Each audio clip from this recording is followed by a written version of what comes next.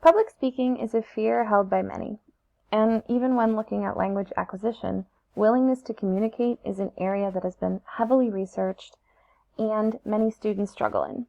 So, coupling the ideas of public speaking and doing so in a second language, it's easy to see why this is a daunting feat. There are several things educators can do to help alleviate this fear and help students feel more prepared and comfortable when engaging in class. One thing I think it's really important for educators to do is to set the tone of their classroom. And we can do this by helping multilingual students understand that their language abilities and experiences are an asset. This may be something that is different than what students are used to, especially coming from English language learning classrooms where they may have an English-only zone. So the idea of incorporating their L1 with their L2 might be something that's a little bit new and they don't know that that's an asset yet. Furthermore, students may come from a more teacher-centered background where students don't really have ideas that are worth mentioning in class. So it's important to reaffirm that students do have worthwhile ideas to contribute.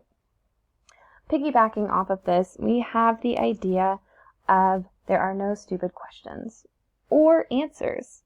A student may not pose an answer to a question or give an answer to a question because they're afraid of potentially answering wrong and, the shame that might come along with that. So it's important to let students know that the classroom is an open place, to set that tone, that asking questions is great, posing answers is always a good idea, and that it's okay if you don't know the answer. If you have an idea, pop it out to the class.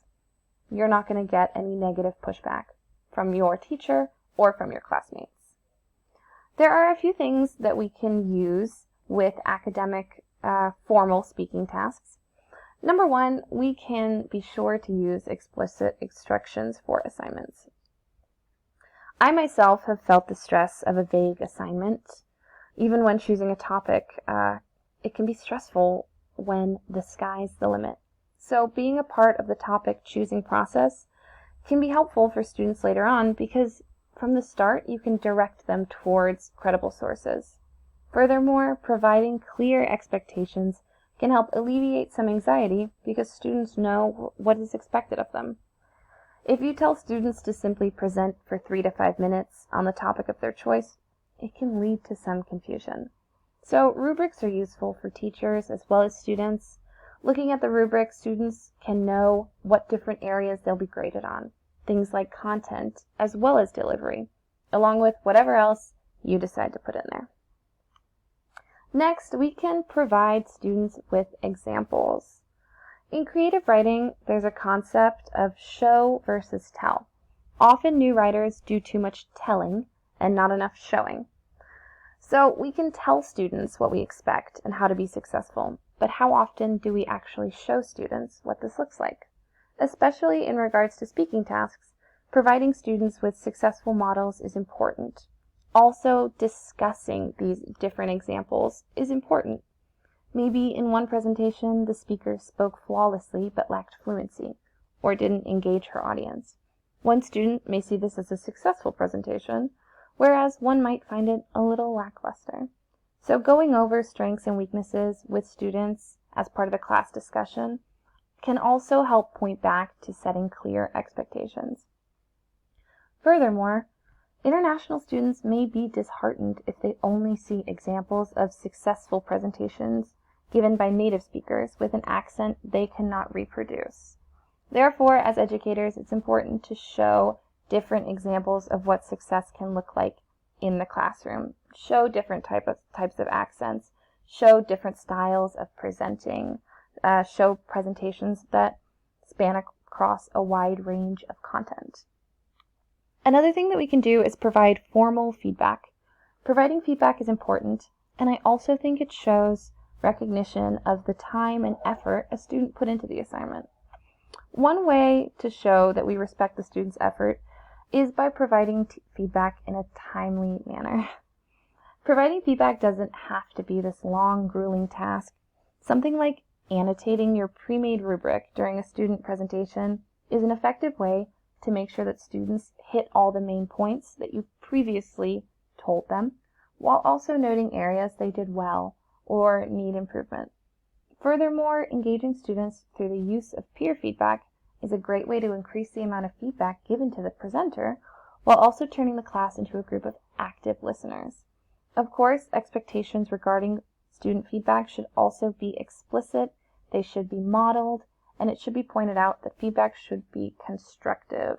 Once again, kind of promoting that tone of respect. Another thing we can do is to promote autonomous learners. Using a learner-centered model helps students cultivate their academic and social language skills.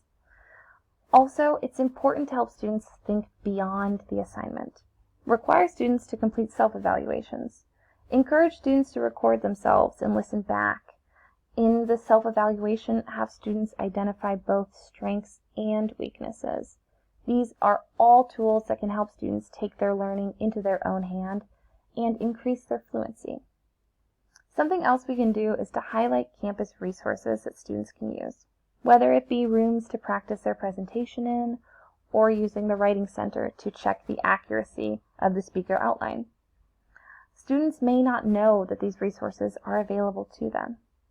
And I think using some type of Writing Center or campus tutor to check the speech ahead of time can take a great weight off a student's shoulders, because if they know the content is accurate and it's been checked by another individual, they can focus on fluency and not have to worry so much. A few closing thoughts. As educators, we do need to be aware of cultural differences in the classroom, especially kind of the Western expectation of class participation. Some students may not be comfortable with this. They may not just be used to it. So it's important to make our expectations clear from the beginning, but to also aid the student and to realize this change will probably not happen overnight, but to help students be comfortable, to be confident speaking in the classroom. One thing that I think it's important to note is the responsibility that educators have. As I've previously mentioned, it seems that the current view is that the problem lies with students, when there are a few different factors at play, especially for teachers who are not accustomed to working with multi-competent language users. There may be a bit of confusion in the beginning. However, teachers, as well as students, shouldn't be discouraged and know that there are many resources out there for them to use.